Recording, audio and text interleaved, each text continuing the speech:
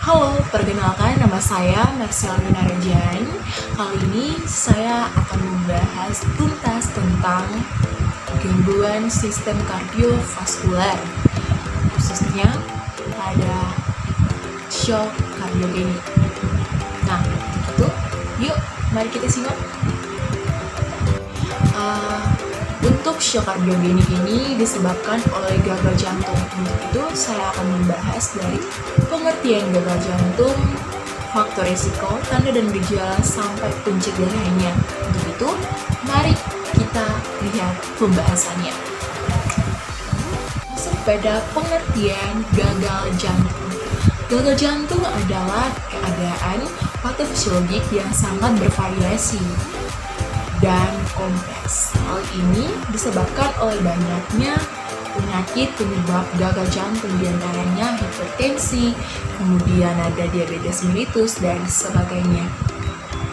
Masuk pada tanda dan gejala dari gagal jantung. Tanda dan gejala dari gagal jantung pada umumnya antara lain, yang pertama, kesulitan bernafas. Nah, dalam kesulitan bernafas akan mengalami masalah pernafasan ketika berolahraga dan beristirahat. Bahkan kondisi ini bisa terjadi saat kita tidur sehingga membuat kita terbangun. Yang kedua, kelelahan berlebihan terutama setelah beraktivitas. Tubuh kita ini terutama di bagian kaki akan merasakan kelelahan yang luar biasa. Keparahan gejala ini akan bertambah setelah kita beraktivitas.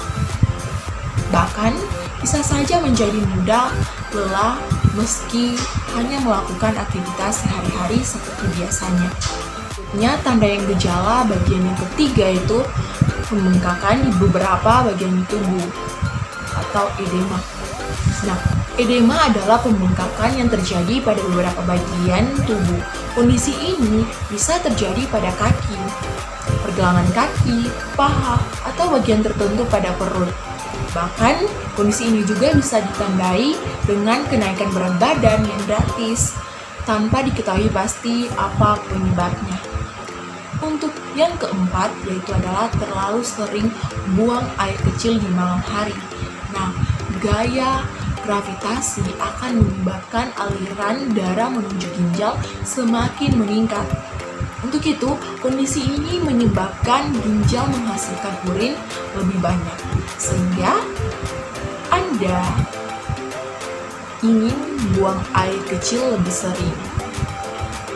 Untuk yang tanda dan gejala yang bagian keempat, yaitu terlalu sering buang air kecil di malam hari. Nah, gaya gravitasi menyebabkan aliran darah kita ini menuju ginjal semakin meningkat. Kondisi ini menyebabkan ginjal kita ini menghasilkan urin lebih banyak. Nah, sehingga kita atau Anda akan sering untuk buang air kecil setiap harinya. Yang kelima yaitu pusing. Jika darah yang dialirkan menuju otak tidak cukup banyak, Anda akan mengalami gejala-gejala seperti pusing, kebingungan, kesulitan, konsentrasi, bahkan pingsan. Nah, masuk pada faktor risiko dari gagal ginjal. Faktor yang pertama ialah faktor presipitasi. Misalnya, infark miokard, kelainan kutub jantung, infeksi atau trauma, infeksi saluran pernafasan. Kemudian ada infark paru, aritmia, atau misalnya fibrilasi atrium. Terhentinya pengobatan penyakit jantung, kelelahan, makan garam yang berlebihan, dan anemia. Untuk faktor yang kedua yaitu faktor di luar jantung atau bisa disebut sebagai ekstrakardial. Nah, untuk faktor yang kedua ini misalnya anemia, kemudian hipertensi, tirotoksikosis, dan lain-lain sebagainya. Nah, masuk pada pencegahan. Pencegahan ini terbagi atas 3, pencegahan primer, sekunder, dan juga tersier. Untuk pencegahan primer atau tingkat pertama